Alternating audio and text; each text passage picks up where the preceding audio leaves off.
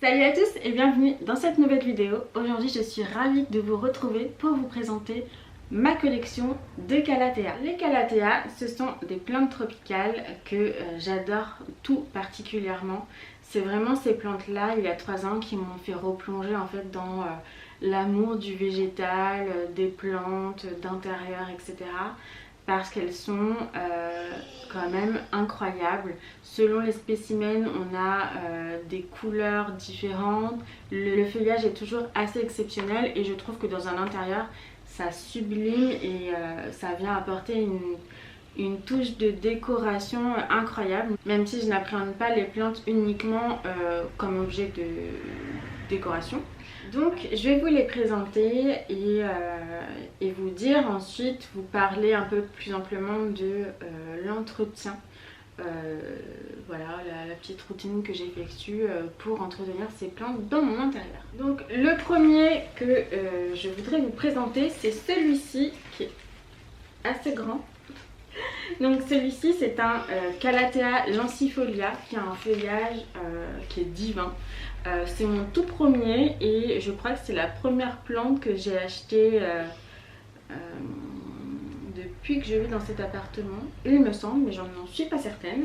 Mais en tous les cas, je l'ai trouvé il y a 2 ans et demi dans une petite boutique qui est incroyable, qui était à l'époque juste à côté de là où je travaillais. Et de temps en temps, à ma pause déjeuner, je passais devant la boutique et je la trouvais assez incroyable. Donc, cette boutique, elle s'appelle le Cactus Club.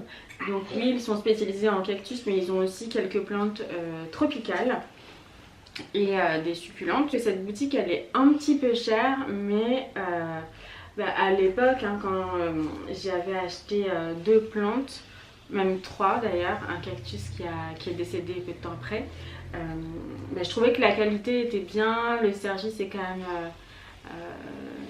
très bien aussi, ce qui n'est pas le cas de toutes les fleuristeries ou jardineries ou autres.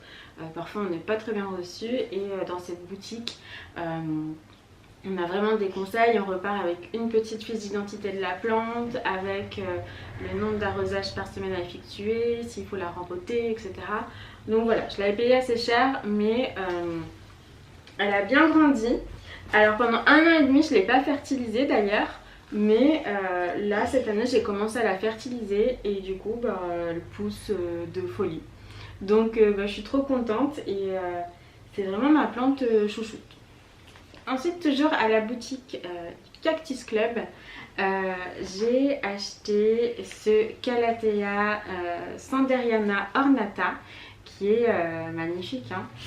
Il a des feuilles avec des petits traits de stylo un petit peu rosés, traits de stylo entre guillemets. Hein.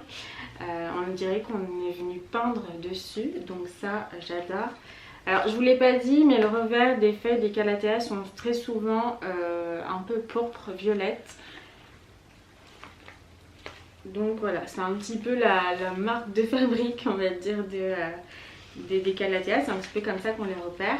Alors quand les feuilles poussent, les toutes jeunes pousses qui se déroulent sont vert clair et ensuite elles deviennent un petit peu plus foncées. Donc celle-ci, je l'ai achetée peut-être 3 semaines, 1 mois après celle-ci dont j'ai eu un coup de cœur. Donc j'étais retournée à la boutique et j'avais demandé en fait s'ils avaient d'autres plantes un petit peu similaires avec un feuillage coloré qui pourrait un petit peu amener de la chaleur dans mon intérieur. Donc on m'avait proposé celle-ci. Et c'est à partir de ce second achat que j'ai commencé vraiment à me renseigner sur l'entretien des Calathea. Donc là j'ai compris qu'il leur fallait beaucoup d'humidité, d'arrosage assez fréquent et qu'il ne fallait surtout pas que la meute de terre reste devienne sèche. Donc il faut toujours que le substrat soit humide. Alors moi le terreau que j'utilise c'est assez simple. J'ai simplement du terreau pour plantes d'intérieur, plantes vertes classiques. Et de temps en temps, voilà, par exemple celle-ci, dans mon petit Calathea médaillon, j'ai de la perlite. Mais sinon, voilà, j'ai du terreau assez classique.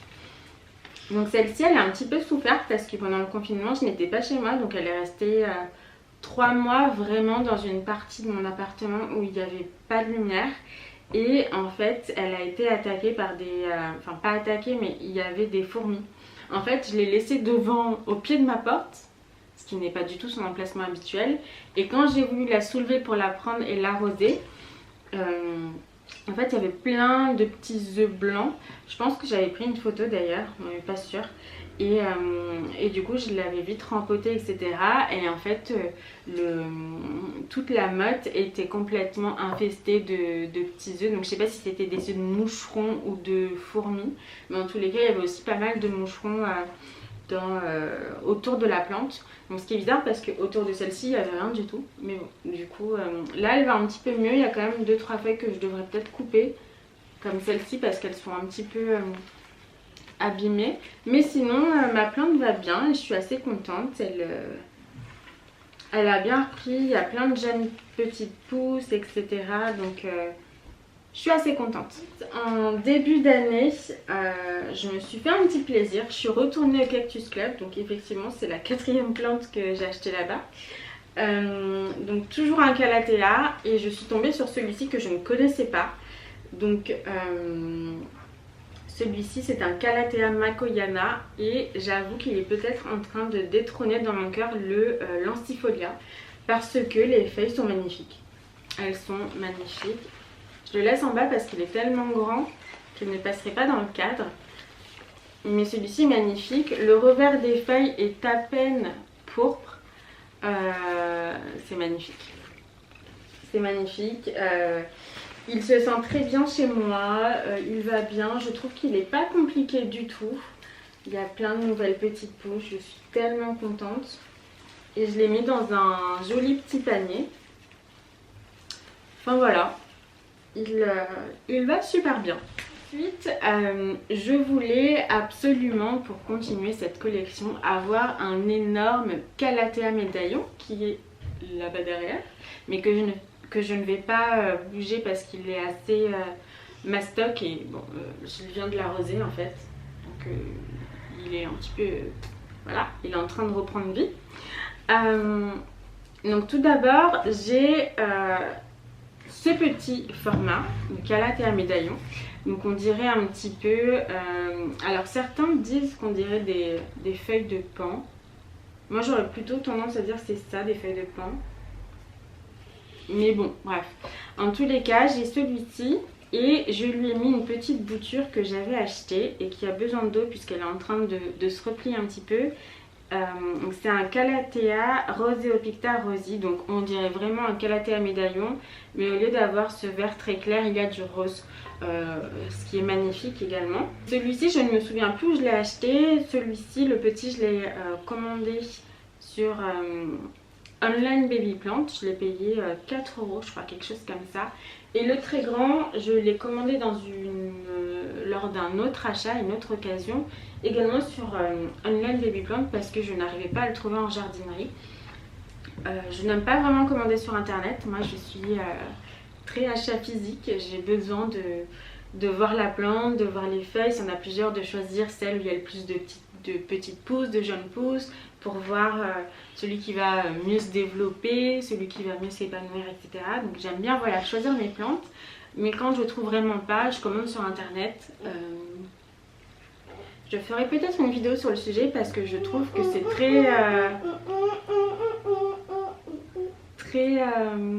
c'est très aléatoire. J'ai été, on va dire, à 50% ravie et à 50% assez désappointée. Donc pourquoi pas faire une vidéo sur ça très prochainement. Mais en tous les cas, voilà. Globalement, moi ce que je fais avec mes Calathea, c'est que je ne les arrose pas avec un arrosoir. Je les prends, je les mets tous dans ma douche environ tous les 2 jours ou 2 semaines. Même si là, en été, sincèrement, je pense que le rythme est plutôt une fois par semaine. Je les douche complètement, j'humidifie les feuilles, etc. Et j'ai aussi un spray qui s'appelle Pluie d'amour de la marque Undergreen que j'utilise pour sprayer les feuilles. Donc j'essaie de le faire au maximum, en fait, le plus possible. Je pense que je le fais bien tous les 2 jours, voire tous les jours quand j'y pense, surtout le matin. en période de forte chaleur, comme ça c'est vraiment bénéfique pour la plante, pour les plantes. Et puis voilà, sinon je les fertilise aussi toutes les 2 semaines. J'ai l'impression que ça leur fait vraiment du bien, surtout pour le lancifolia, comme je vous l'ai dit tout à l'heure, il a grandi de folie.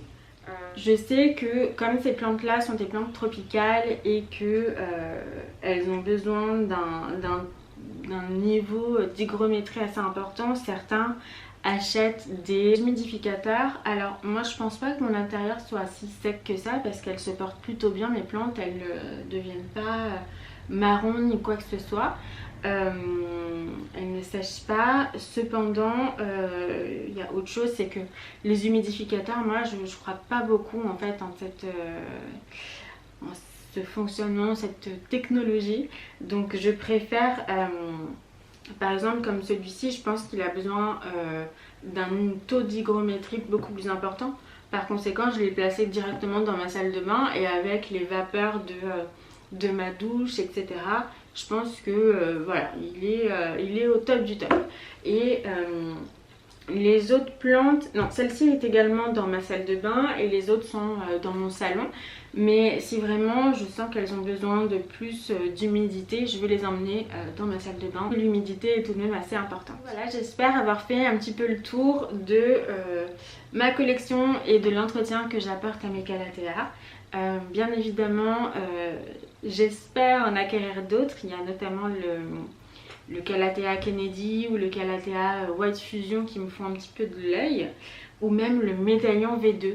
J'ai découvert cette variété il y a très peu de temps. J'espère avoir de nouveaux spécimens, de préférence un petit peu petits parce que c'est vrai que j'ai pas mal de grandes plantes et ça prend de la place quand même.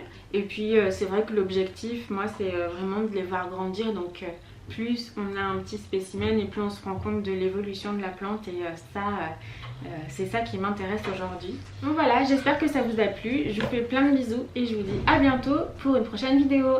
Bisous!